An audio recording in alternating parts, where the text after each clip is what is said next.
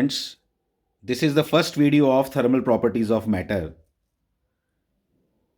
इसके अंदर हम कुछ इंपॉर्टेंट टॉपिक्स को डिस्कस करने वाले हैं अभी. This is just the start of the chapter, जिसके अंदर पहली चीज़ है थर्मल प्रॉपर्टीज ऑफ मैटर. के अंदर हम सबसे पहली बात करेंगे हीट को लेके. हीट की डेफिनेशन है, heat is a form of energy which produces in us the sensation of hotness और कोल्डनेस. ठीक है, ये वही है जिसकी वजह से हम हॉटनेस और कोल्डनेस को फील कर पाते हैं. That quantity is called it's a energy, जिसको हम हीट बोलते हैं. इसके जो एसआई यूनिट्स हैं वो जूल्स हैं. ठीक है, इसके एसआई यूनिट्स जो हैं वो जूल्स हैं, और इसके जो सीजीएस यूनिट है वो कैलोरी है. और ये एक इंपॉर्टेंट रिलेशन है जो आपको पता होना चाहिए कि 1 calorie is equal to 4.186 joules. Heat gained by a body is taken as positive. याद रखोगे आप, heat gained by a body is taken as positive and heat gain lost by a body is taken as negative. This is important while solving numericals. We just take this into consideration. ठीक है, तो ये आ गया. फिर इसके बाद आता है temperature. Temperature is the degree of hotness. अब इसने तो हमारे अंदर सेंसेशन प्रोड्यूस कर दी कि भाई हॉट है या कोल्ड है. अब बात आती है कितनी हॉट है कितनी कोल्ड है. ये आ गया डिग्री ऑफ हॉटनेस और coldness. This is given by temperature. Temperature की डेफिनेशन है, टेम्परेचर इज, आपको डेफिनेशंस याद करने की जरूरत नहीं है ये. ठीक है, just you get the idea कि क्या है ये. हीट और टेम्परेचर के बीच का डिफरेंस दिया हुआ है, वो भी आपको रीड कर लेना है. Temperature decides the direction of flow of heat from one body to another. ये डिसाइड करता है कि हीट कहाँ से कहाँ फ्लो करेगी. It always flows from higher temperature to lower temperature. A device use for measurement of temperature is called thermometer. Heat और temperature के बीच के जो डिफरेंसेज हैं वो यहाँ लिखे हुए हैं, वो आपको थोड़े से आइडिया होना चाहिए. Heat is a cause, heat cause है, ये इफेक्ट है. ठीक है, heat represents total kinetic energy. This is important point. Total heat क्या रिप्रेजेंट करती है? टोटल काइनेटिक एनर्जी मॉलिक्यूल्स की एक बॉडी में कितनी है, टोटल काइनेटिक एनर्जी. ठीक है, वो बताती है average kinetic energy by the molecules, possessed by the molecules. याद रखोगे ये मेजरमेंट इसकी किस में है वो आपको मालूम है. टेम्परेचर के जो यूनिट्स होते हैं वो degree Celsius, degree Fahrenheit, kelvin, और इसी के ऊपर हमारा अगली स्लाइड उसी पे बात करती है. अगला टॉपिक आ गया आपका टेम्परेचर स्केल्स. टेम्परेचर स्केल्स की अगर मैं बात करूं तो टेम्परेचर स्केल्स में डिफरेंट मेथोडोलॉजीज़ हैं. जैसे आप बॉडी टेम्परेचर जब मेजर करते हो तो नॉर्मली आप लोग बात करते हो फ़ारेनहाइट में.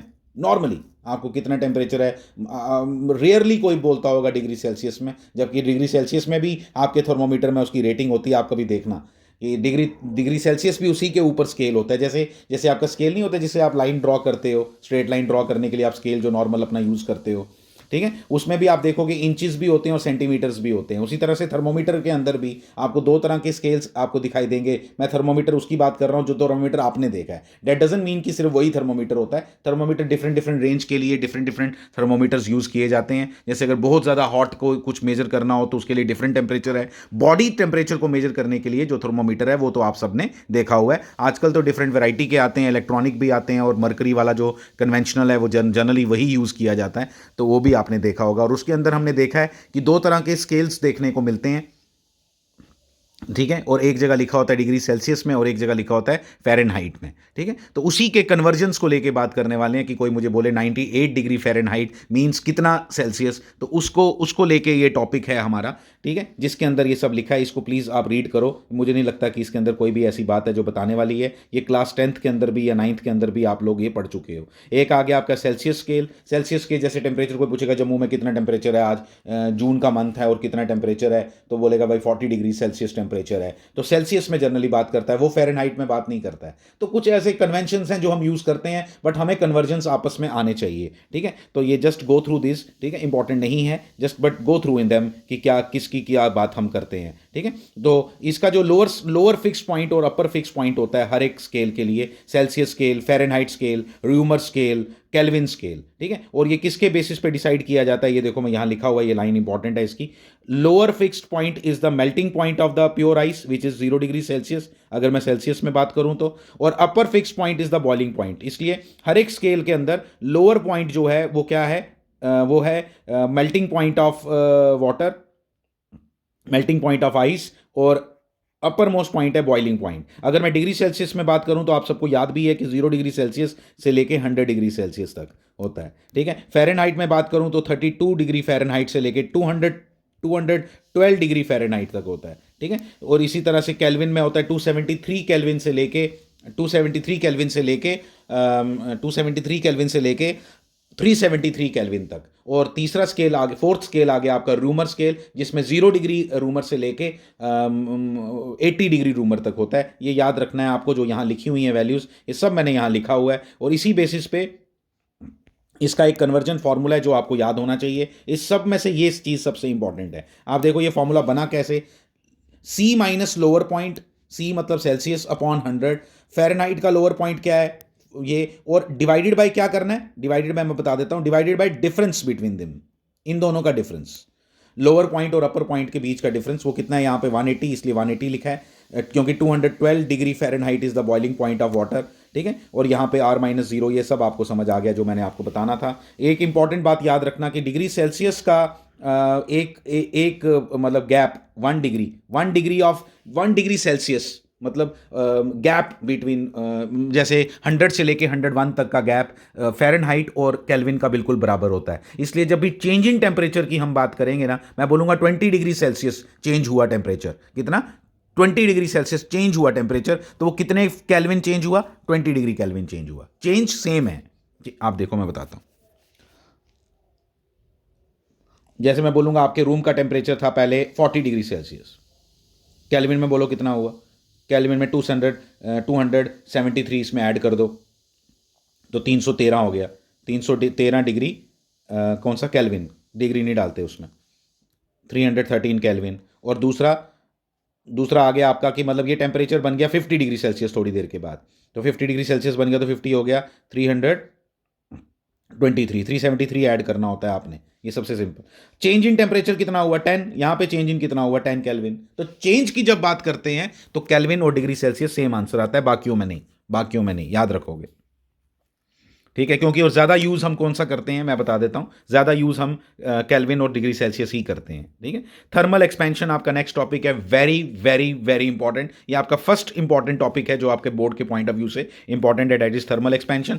थर्मल एक्सपेंशन सिंपली ये बोलता है कि आप किसी भी सॉलिड लिक्विड को आप गर्म करो कभी भी, तो अल्टीमेटली उसकी जो एक्सपेंशन होती है, ठीक है, उसकी एक्सपेंशन होती है, जो उसकी एक्सपेंशन होती है उसको, उसकी लेंथ भी चेंज हो रही है, उसका एरिया भी चेंज होता है, उसका वॉल्यूम भी चेंज होता है, ठीक है। तो लेंथ वॉल्यूम चेंज होने का एक अपना रेट है, उसको हमने समझना है, ठीक है। हर मटेरियल का डिफरेंट डिफरेंट होता है, जैसे मैं एक आयरन रॉड लूँ, उसको हीट अप करूँ तो उसकी लेंथ कुछ इंक्रीज करती है, कॉपर रॉड की भी इंक्रीज करती है, एल्यूमिनियम रॉड की भी इंक्रीज करेगी, लेकिन अल्टीमेटली दोनों का पर डिग्री सेल्सियस जो चेंज है वो हर एक का डिफरेंट डिफरेंट होगा, और उसको हम मेजर किससे करते हैं, अल्फा बीटा गामा से, अल्फा बीटा और गामा, ये आपके थर्मल कोफिशिएंट्स हैं जिसके बारे में हम बात करेंगे। लीनियर एक्सपेंशन की जब बात करें तो हम बोलेंगे किसको, ये coefficient of linear expansion, coefficient of linear expansion is represented by alpha, और अल्फा किसके बराबर होता है, change in length upon original length, change in length upon original length, और ये इसका ये भी आ गया क्या, चेंज इन टेम्परेचर। इसलिए अल्फा के यूनिट क्या होंगे, अल्फा के यूनिट क्या होंगे, अल्फा के यूनिट बन गए एल अपॉन एल, तो कैंसिल हो गया, डिग्री सेल्सियस इनवर्स, अगर मैं डिग्री सेल्सियस में बात करूं तो लेंथ और लेंथ ने तो काट दिया, वो नीचे लिखा भी हुआ है मैंने, ये L minus L not upon L not, क्योंकि डेल्टा एल का मतलब क्या हुआ कि जो अब लेंथ है माइनस क्या, माइनस जो ओरिजिनल लेंथ थी, ठीक है, ये आ गया। तो alpha is defined as the increase, ये आपने याद रखनी है डेफिनेशन, इंपॉर्टेंट टॉपिक है, ये इंपॉर्टेंट टॉपिक है, ये आपको अच्छे से आना चाहिए। Increase in length per unit length per degree rise in temperature, increase in length per unit length, increase in length, increase in length per unit length per unit rise in temperature, ऐसे बोलना है। यहां से देख के बोलो, increase in length per unit length per degree rise in temperature, ऐसे बोलना है, ठीक है। तो यहां से, और उसी तरह से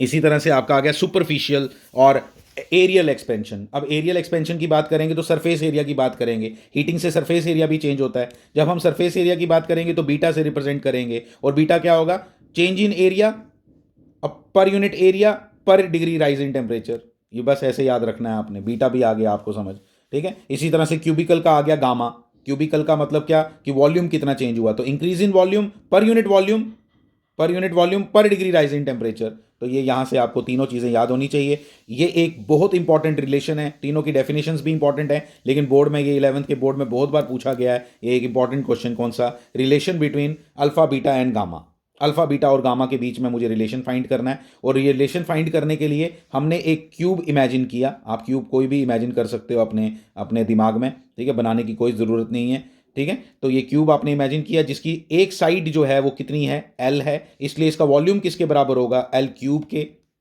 ठीक है। ये यहाँ पे लिखा है कि ओरिजिनल वॉल्यूम कितना है इस क्यूब का, वी नॉट, और इस, तो ऑब्वियसली लेंथ कितनी है उसकी, एल नॉट, तो ये इसका आपस में वॉल्यूम का रिलेशन हो गया। फिर मैं बोलूँगा इसको मैंने हीट किया तो अल्टीमेटली इसकी लेंथ चेंज करी, ठीक है, वही हम बात करेंगे।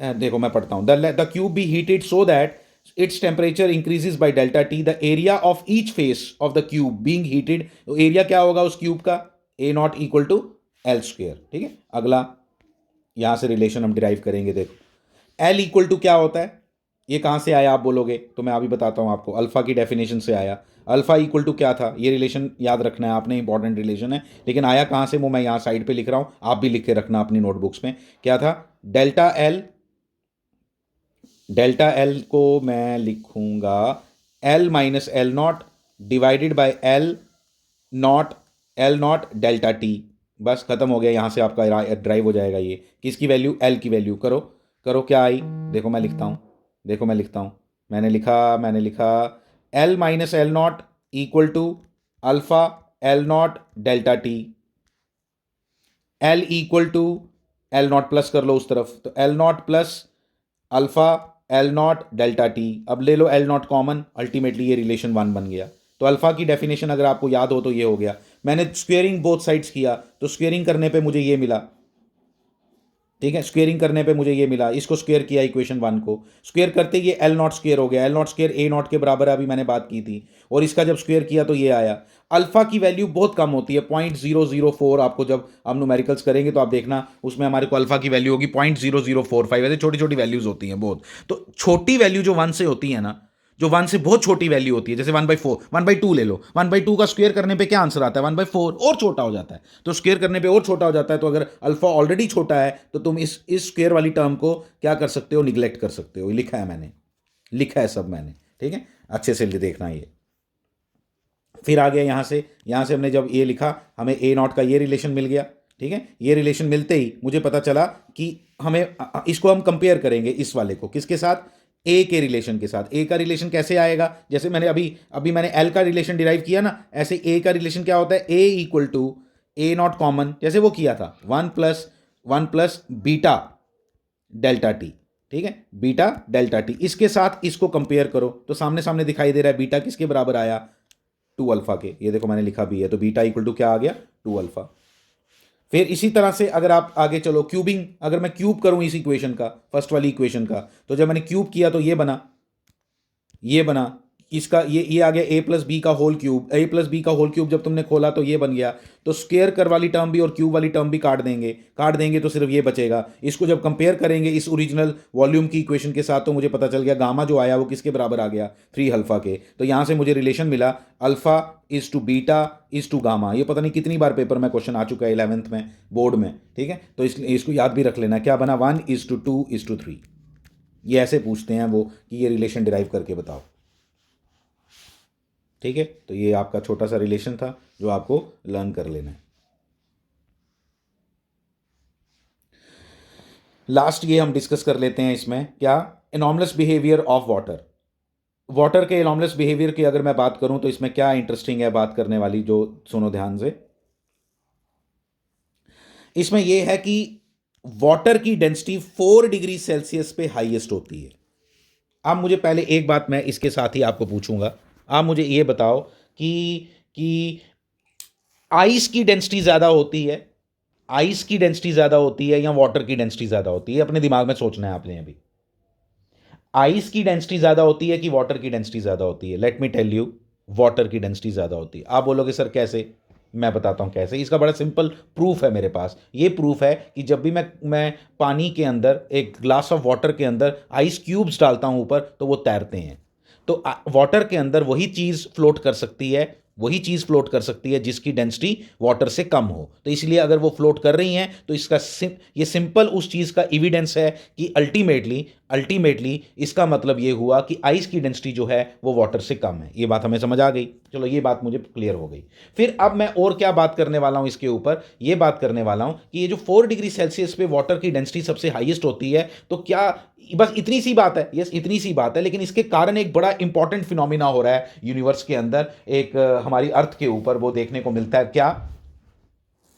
और मतलब आप इसको क्रिएशन ऑफ गॉड ही मान सकते हो कि किस तरह की चीज़ें बनाई गई हैं। आप देखते हो कि जैसे आप में से बहुत से लोग कश्मीर के होंगे, कई गए होंगे, what ever it may be, कि जब सर्दियों के दिन होते हैं तो डल लेक पूरी की पूरी वहाँ पे जम जाती है, पूरी की पूरी फ्रीज हो जाता है उसका सरफेस। इवन लोग उसके ऊपर लोग वॉक करते हैं, खेलते हैं, वट एवर दे डू, मतलब इतना मोटी होती है उसका सरफेस कि आप उसके ऊपर इजीली भाग सकते हो, इतना मोटा होता है हर लेक के ऊपर। ये तो कश्मीर है, कश्मीर से भी और ज़्यादा ठंडी जगह जो हैं वहाँ पे तो बड़ी इजीली बर्फ़ जम जाती है उन लेक्स के ऊपर। लेकिन कभी भी अगर मैं कश्मीर से और बड़ी ठंडी ठंडी ठंडी ठंडी जितनी मर्जी जगह ले आओ ना, कभी भी ऐसा नहीं होता कि इक्वेटिक लाइफ, कभी वहाँ की इक्वेटिक लाइफ होगी उधर की, उनकी फिशेस ये सब, वो कभी भी मरती नहीं है। मरती नहीं है इन द सेंस कि अगर कभी पूरी डल लेक फ्रीज कर जाए, कभी हो ही नहीं सकता। क्यों नहीं हो सकता, इसको समझना है हमने, इसको ज़रा अच्छे से समझना, क्योंकि ये थोड़ा कॉम्प्लिकेटेड फिनोमिना है, लेकिन इसको ज़रा आप अच्छे से सुनोगे जो मैं बोलूँगा अभी। आप इस तरह से मान लो मैं एक लेक बना रहा हूँ यहाँ पे, मैं यहाँ एक लेक बनाऊंगा। ये जब मैंने यहाँ लेक बनाई,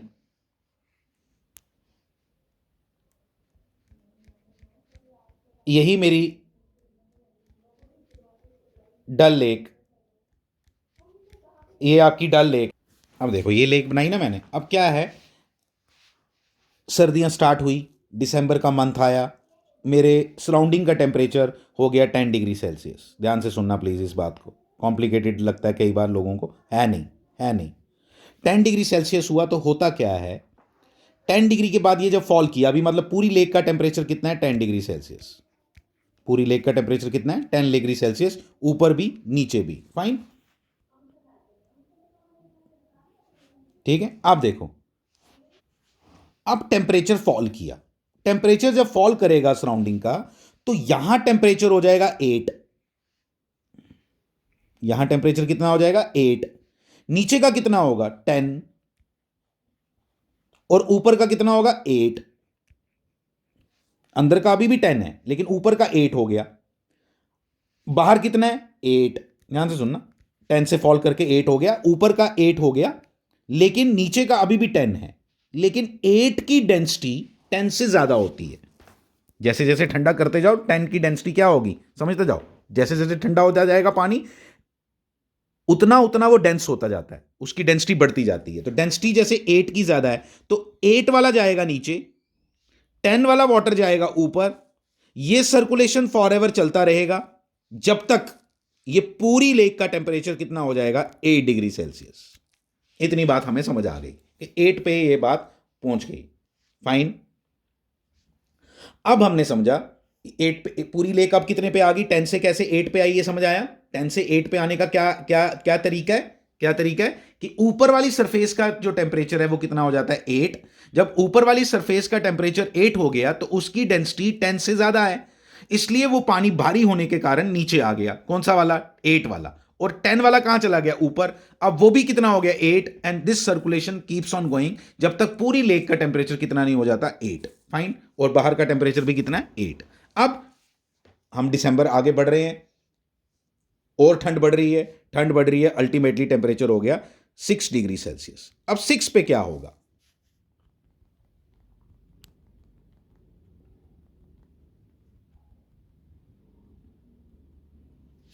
अब 6 पे क्या होगा देखना, ऊपर का टेम्परेचर हो जाएगा 6, नीचे का टेम्परेचर है 8, फिर वही फिनोमिना होगा जो मैंने आपको बताया, 6 वाला आएगा नीचे, 8 वाला जाएगा ऊपर, and the circulation keeps on going, और अल्टीमेटली ये पूरी लेक कितने पे आ जाएगी 6 डिग्री सेल्सियस पे। वही जैसे 10 से 8 पे हुआ, वही 8 से 6 पे हुआ, फाइन, ये भी बात हमें समझ आ गई। अब आगे अभी पढ़ना है अजीब बिहेवियर क्या है। एनॉमलस बिहेवियर का मतलब है अजीब बिहेवियर। अजीब बिहेवियर मैं बताता हूं अभी। ये एक्सपेंशन नहीं है, बिहेवियर है यार। ये बिहेवियर लिखना है, इधर गलत लिख दिया मैंने, नीचे ठीक लिखा है। ठीक है, अब देखो, देखना जरा, अब देखो। अब 6 से टेम्परेचर हो गया, 6 डिग्री सेल्सियस से पहुंच गया 4 डिग्री पे। कहोगे इतना लंबका क्यों रहे हो यार, अब तो 6 पे 4 होना ही होना है, तो फिर 4 डिग्री सेल्सियस हो जाएगा पूरी लेक का टेम्परेचर। बिल्कुल जी, हो गया। अब ये 4 डिग्री बड़ा इंटरेस्टिंग गेम है। यहां पे स्टार्ट होती है कहानी कि 4 डिग्री सेल्सियस जब टेम्परेचर हुआ ना, तो 4 डिग्री सेल्सियस के बाद, केमिस्ट्री में भी है आपको ये सारा, 4 डिग्री सेल्सियस में जब ये हो गया ना, तो अब क्या होगा, 4 से जब 2 पे आएगा, 4 तक यही चलता रहेगा, 10 से 4 तक आते आते अल्टीमेटली यही प्रोसेस चलता रहेगा। लेकिन जब 4 से 2 पे आएगा ना, तो क्या होगा, ध्यान देना। 4 पे वाटर की डेंसिटी हाईएस्ट होती है, यह समझना पहली बात इंपॉर्टेंट है। अब क्या हुआ, ऊपर वाले टेम्परेचर कितना हो गया 2,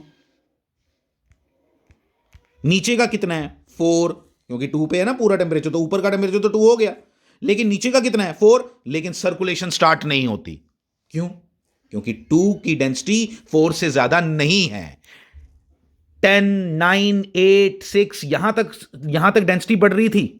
4 के बाद जब 3 पे पहुंची या 2 पे पहुंची तो डेंसिटी नहीं बढ़ी, 4 की उससे ज्यादा है। 4 की ज्यादा है तो नीचे वाला पानी ऊपर कैसे आएगा, 2 वाला फ्लोट ही करता रहेगा, 2 वाला फ्लोट करता रहेगा। अल्टीमेटली 2 वाला ये इतना टेम्परेचर, ऊपर का सरफेस 2 डिग्री सेल्सियस पे आ गया, नीचे वाला कितना है 4 पे, टेम्परेचर और डाउन हुआ 0 डिग्री सेल्सियस। 0 डिग्री सेल्सियस हो गया, लेक फ्रीज करना शुरू हो गई। लेक जब फ्रीज करी, 0 डिग्री पे फ्रीज होना स्टार्ट हो जाती है थोड़ा थोड़ा, 10 डिग्री सेल्सियस पे बिल्कुल परफेक्ट हार्ड हो जाती है। ठीक है, लेकिन नीचे का सरफेस, क्योंकि सर्कुलेशन नहीं हो पाती ना, सर्कुलेशन किसकी वजह से होती है, वाटर की, जिसकी वजह से पूरा पूरा लेक का टेम्परेचर जो है वो एक यूनिफॉर्म हो रहा था। वो किसकी वजह से होता था, वो होता था डेंसिटीज की वजह से, कि नीचे की डेंसिटी जो है वो कम होती थी, ऊपर की डेंसिटी बढ़ जाती थी, ऊपर का नीचे। लेकिन अब नीचे की डेंसिटी ज़्यादा है, 4 डिग्री सेल्सियस पे हाईएस्ट टेम्परेचर, इसलिए नीचे वाली जो आपकी, जहाँ पे आपकी फिशेस वगैरह सब हैं, वो सब वहाँ पे बिल्कुल सर्वाइव करती हैं, क्योंकि टेम्परेचर 4 डिग्री सेल्सियस से डिक्रीज करता ही नहीं। डिक्रीज करने के लिए उसको सर्कुलेशन करनी पड़ेगी, उसको ऊपर आना पड़ेगा सरफेस पे, तब जाके होगा। लेकिन सर्कुलेशन तो बंद हो गई। सर्कुलेशन का बंद होना है कारण, क्योंकि 4 डिग्री सेल्सियस पे वाटर का जो डेंसिटी है वो हाईएस्ट है, वो हाईएस्ट है, और सर्कुलेशन पॉसिबल अब नहीं है। अगर ये नीचे वाला पानी ऊपर सरफेस पे नहीं आएगा तो ये कूल डाउन नहीं होगा, और हेंस नीचे की लेक कभी भी फ्रीज नहीं करती, वहां पे एक्वेटिक लाइफ सर्वाइव करती रहती है। Thank you very much.